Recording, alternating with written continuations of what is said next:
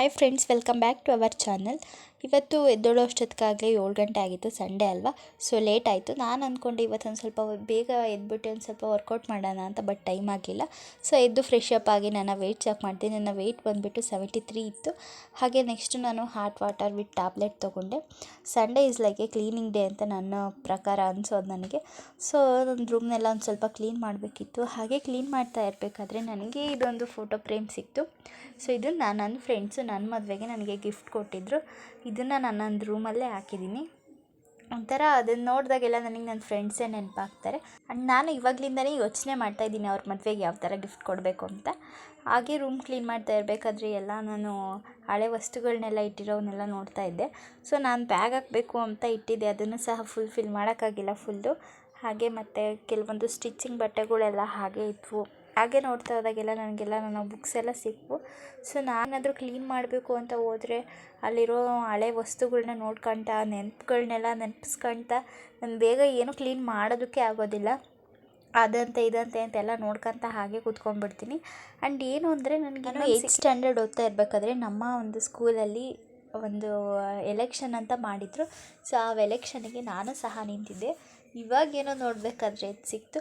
ಇದು ನಾನು 8th ಇರಬೇಕಾದ್ರೆ ಇಲ್ಲಿ ಫ್ಲವರ್ದು ಇದೆಯಲ್ಲ ಸಿಂಬಲ್ಲು, ಅದೇ ನಾನು ನಿಂತಿದ್ದು. ನಾನು ಅದೇ ಸಿಂಬಲಿಗೆ ಎಲೆಕ್ಷನ್ನಿಗೆ. ಸೊ ನನ್ನ ಫ್ರೆಂಡ್ಸು ಸಬ್ಸ್ಕ್ರೈಬ್ ಆಗಿರೋರು ಯಾರಾದರೂ ಇದ್ದೀರೇನೋ ನೋಡಿ ಇದರಲ್ಲಿ. ನೆಕ್ಸ್ಟ್ ಏನು ಅಂದರೆ ನಾನು ಹಳೆ ಬುಕ್ಸ್ನೆಲ್ಲ ತೆಗೆದಿಡ್ತಾ ಇದ್ದೀನಿ. ಮತ್ತು ನಾನು ನಮ್ಮ ಮನೆಯವ್ರ ಬರ್ಡೇಗೆ ಡ್ರಾಯಿಂಗ್ ಶೀಟಲ್ಲೆಲ್ಲ ಹೆಸರೆಲ್ಲ ಬರ್ದು ಇಟ್ಟಿದ್ದೆ. ಅದೊಂದು 2 ದಿನ ಅಷ್ಟೇ ಇಲ್ಲೇ ನಮ್ಮ ರೂಮಲ್ಲೇ ಹಾಕಿದ್ದೆ. ಆಮೇಲೆ ಅದರಲ್ಲಿರೋ ಅಕ್ಕಿಕಾಳೆಲ್ಲ ಕೆಳಗಡೆ ಬರೋದಕ್ಕೆ ಸ್ಟಾರ್ಟ್ ಆಯಿತು. ಅದನ್ನು ಸಹ ತೆಗ್ದು ಮೇಲಿಟ್ಟೆ. ಹಾಗೆ ನನ್ನ ಬುಕ್ಸಲ್ಲಿ ನಾನು ಓದಬೇಕು ಅಂದ್ಕೊಂಡಿರೋ ಒಂದು 4 ಬುಕ್ಸ್ನ ಮಾತ್ರ ತೆಗ್ದು ಮೇಲಿಟ್ಟಿದ್ದೀನಿ. ಹಾಗೆ ರೂಮ್ ಮಾತ್ರ ಕ್ಲೀನ್ ಮಾಡ್ತಾಯಿದ್ದೀನಿ.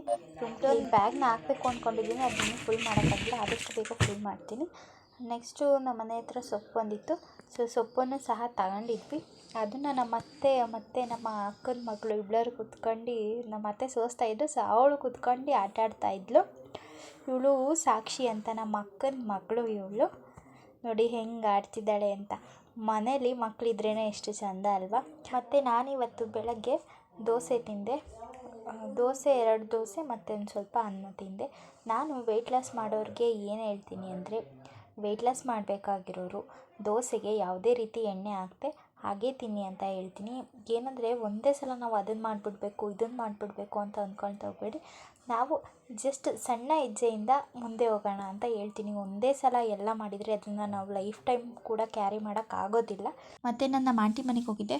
ಮಿಡ್ ಮಾರ್ನಿಂಗ್ ಸ್ನ್ಯಾಕ್ಸ್ ಆಗಿ ಅವರು ನನಗೆ ಇದನ್ನು ಕೊಟ್ಟರು ತಿನ್ನೋದಕ್ಕೆ ಅಂತ ಸ್ವೀಟ್ನ. ಸೊ ಅದನ್ನು ಸಹ ತಿಂದೆ.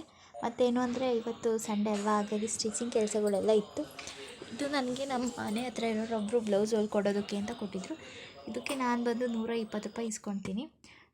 ನಾನೇ ಲೈನಿಂಗಾಗಿ ಹೊಲಿಯೋದಾದರೆ 150 ತೊಗೊತೀನಿ, ಅವ್ರದ್ದು ಲೈನಿಂಗು. ಹಾಗಾಗಿ ನಾನು 120 ತೊಗೊತೀನಿ. ನೀವು ಹೊಲ್ಸೋರ ಹತ್ರ ನೀವೆಷ್ಟು ಕೊಡ್ತೀರಾ ಅಮೌಂಟ್ನ ಅಂತ ತಪ್ಪದೆ ಕಮೆಂಟ್ ಮಾಡಿ. ಮಧ್ಯಾಹ್ನ ನಾನು ನಮ್ಮ ಆಂಟಿಗೆ ಕೊಟ್ಟಿದ್ದು ಮೆಂತೆ ಪಲಾವ್ ಇತ್ತು, ಅದನ್ನು ಸಹ ರಾತ್ರಿ ಡಿನ್ನರ್ಗೆ ಉಳಿದಿರೋವಂಥ ದೋಸೆ ಹಿಟ್ಟಿಂದ ನಾನೊಂದು ರೆಸಿಪಿ ಮಾಡ್ತಾಯಿದ್ದೀನಿ. ಅದಕ್ಕೆ ಒಂದು ಚಾಪ್ ಮಾಡಿರೋವಂಥ ಈರುಳ್ಳಿ, ಕೊತ್ತಂಬರಿ ಸೊಪ್ಪು, ಕರಿಬೇವಿನ ಸೊಪ್ಪು ಮತ್ತು ಅರಿವೆ ಸೊಪ್ಪು, ಪಾಲಕ್ ಸೊಪ್ಪು, ಹಾಗೆ ಖಾರದ ಪುಡಿ, ಉಪ್ಪು, ಸ್ವಲ್ಪ ಜೀರಿಗೆ, ಹಾಗೆ ಸ್ವಲ್ಪ ಸೋಡಾ, ಇದನ್ನೆಲ್ಲ ಹಾಕಿ ನಾನು ಹೆಚ್ಚಿಟ್ಕೊಂಡಿರೋವಂಥ ಸೊಪ್ಪುಗಳು, ಹಾಗೆ ಅದಕ್ಕೆ ಒಂದು ಸ್ವಲ್ಪ ಹೆಚ್ಚಿರುವಂಥ ಈರುಳ್ಳಿ ಎರಡನ್ನೂ ಸಹ ಹಾಕಿ ಮಿಕ್ಸ್ ಮಾಡ್ತಾಯಿದ್ದೀನಿ. ಏನು ಅಂದರೆ ವೆಯ್ಟ್ ಲಾಸ್ ಮಾಡಬೇಕು ಅಂದ್ಕೊಂಡಿರೋರು ಹೆಚ್ಚಾಗಿ ಫೈಬರು ಮತ್ತು ಪ್ರೋಟೀನ್ ರಿಚ್ ಇರುವಂಥ ಆಹಾರಗಳನ್ನ ತಗೊಳ್ಳಿ ಅಂತ ಹೇಳ್ತಿದ್ದೀನಿ. ಹಾಗಾಗಿ ನಾನಿವತ್ತು ಸೊಪ್ಪಿಂದ ಮಾಡಿರೋವಂಥ ಪಡ್ನ ಮಾಡ್ತಾಯಿದ್ದೀನಿ. ನಾನಿದು for the first time try ಮಾಡ್ತಾ ಇರೋದು. ಗೊತ್ತಿಲ್ಲ ಹೆಂಗಾಗುತ್ತೆ ಅಂತ. ಪಡ್ಡು ಬರುತ್ತೋ ಹೆಂಗೋ ಅನ್ನೋ ಡೌಟಲ್ಲೇ ಮಾಡ್ತಾಯಿದ್ದೀನಿ. ನೋಡೋಣ, ಪಡ್ಡು ಬಂದರೆ ತಿಂದರೆ ಆಯಿತು, ಇಲ್ಲಾಂದರೆ ದೋಸೆ ಮಾಡ್ಕೊಂಡು ತಿಂದರೆ ಆಯಿತು ಅಂದ್ಕೊತ ಮಾಡ್ತಾಯಿದ್ದೀನಿ. ಸೊ ಇದಕ್ಕೆ ನಾನು ಸ್ವಲ್ಪ ಆಯಿಲ್ ಹಾಕ್ತಾಯಿದ್ದೀನಿ. ಪಡ್ಡಿಗೆ ಆಯಿಲ್ ಹಾಕ್ತೆ ಮಾಡಬಹುದು ಅಂತ ಒಂದು ಹೇಳ್ತಾರೆ, ಗೊತ್ತಿಲ್ಲ ಅದು ನಿಜವಾಗ್ಲೂ. ನಾನು ಮಾತ್ರ ಯಾವತ್ತೂ ಮಾಡಿಲ್ಲ ಪಡ್ಡಿಗೆ ಆಯಿಲ್ ಹಾಕ್ತೆ. ಪಡ್ಡು ಅಂದ್ರೇ ಎಣ್ಣೆ ಅಂದ್ರೇ ಪಡ್ಡು ಅಂತ ನನ್ನ ಅಭಿಪ್ರಾಯ. ಸೊ ಆನ್ಲೈನಲ್ಲೆಲ್ಲ ತೋರಿಸ್ತಾ ಇರ್ತಾರೆ ಪಡ್ಡಿಗೆ ಎಣ್ಣೆ ಹಾಕ್ತೆ ಮಾಡ್ಬೋದು ಈ ಒಂದ್ಸಲಿ ಅಂತ. ನಾವು ವೆಯ್ಟ್ ಲಾಸ್ ಮಾಡೋದ್ರಿಂದ ಭಾಳ ಎಣ್ಣೆ ಹಾಕೋದು ಬೇಡ, ಕಡಿಮೆ ಎಣ್ಣೆ ಹಾಕಿ ಮಾಡ್ತಾಯಿದ್ದೀನಿ ಈ ಪಡ್ಡನ್ನ. ಮತ್ತೇನು ಅಂದರೆ ನಾವು ಆದಷ್ಟು ನಮ್ಮ ಊಟನ ಬೇಗನೆ ಮುಗಿಸೋದಕ್ಕೆ ಟ್ರೈ ಮಾಡಬೇಕು. ನಮ್ಮ ಊಟದ ಮಧ್ಯೆ ನಾವು ಊಟ ಮಾಡಿ ಮಲ್ಕೊತೀವಿ ಅಂದರೆ ಏನಿಲ್ಲ ಅಂದರೂ ಒಂದು 2 ರಿಂದ 3 ಗಂಟೆ ಅಂತರ ಇರಬೇಕು. ನಾವೀಗ ಒಂದು 10 ಗಂಟೆಗೆ ಮಲ್ಕೊತೀವಿ ಅಂದರೆ ನಾವೊಂದು 7 ಗಂಟೆಗೆ ಊಟ ಮಾಡಬೇಕು. ಇಲ್ಲ ನಾವು ಒಂದು 11-11:30 ಮಲ್ಕೊತೀವಿ ಅಂದರೆ 8-8:30 ಆ ಥರ ಊಟ ಮಾಡಿದರೆ ನಡೆಯುತ್ತೆ. ನಾವು ಊಟ ಮಾಡಾದಮೇಲೆ ಸ್ವಲ್ಪ ಹೊತ್ತಾದರೂ ಓಡಾಡಬೇಕು ನಮ್ಮ ಹೊಟ್ಟೆಲಿರುವಂಥ ಊಟ ಕರ್ಗೋದಕ್ಕೆ ಅಂತ ಹೇಳ್ತಾರೆ. ಫೈನಲಿ ಬರುತ್ತೆ ಹೆಂಗೋ ಅಂದ್ಕೊಂಡಿದ್ದೆ, ಬಂದಿತ್ತು. ನಾನು ನನ್ನ ಡಿನ್ನರ್ನ 6:30ಗೆ ಮುಗಿಸಿದೆ. ಏನಕ್ಕೆ ಇಷ್ಟು ಬೇಗ ಮುಗಿಸಿದೆ? ಇನ್ನೂ first day weight loss start ಮಾಡ್ತಾ ಇದ್ದೀರಾ, ಇಷ್ಟು ಬೇಗ ಮುಗಿಸಿದ್ದೀರಾ ಅಂತ ನೀವು ಕೇಳ್ಬೋದು. ನಾನು ಇದನ್ನು ಫಾಲೋ ಮಾಡೋಕ್ಕೆ ಹಿಡಿದು ತುಂಬಾ ದಿನ ಆಯಿತು. ನಾನು ಏನಂದರೆ ಇಂಟರ್ಮೀಡಿಯೇಟ್ ಫಾಸ್ಟಿಂಗ್ನ ಫಾಲೋ ಮಾಡ್ತಾಯಿದ್ದೀನಿ, ಹಾಗಾಗಿ ನಾನು ಬೇಗ ಊಟ ಮಾಡಿದ್ದೀನಿ. ನಾನು ಇವಾಗ 21 ಡೇಸ್ ವೆಯ್ಟ್ ಲಾಸ್ ಚಾಲೆಂಜ್ ಅಷ್ಟೇ ತೊಗೊಳ್ತಾ ಇರೋದು. ಕೆಲವೊಬ್ಬರು 75 ಡೇ ಆರ್ಟ್ ಚಾಲೆಂಜ್ ಎಲ್ಲ ತೊಗೊಳ್ತಾರೆ. ನಾವು ಸಣ್ಣ ಹೆಜ್ಜೆಯಿಂದ ಮುಂದೆ ಹೋಗೋಣ ಅಂತ ಅಂದ್ಕೊಳ್ತೀನಿ. Thank you for watching. Do subscribe.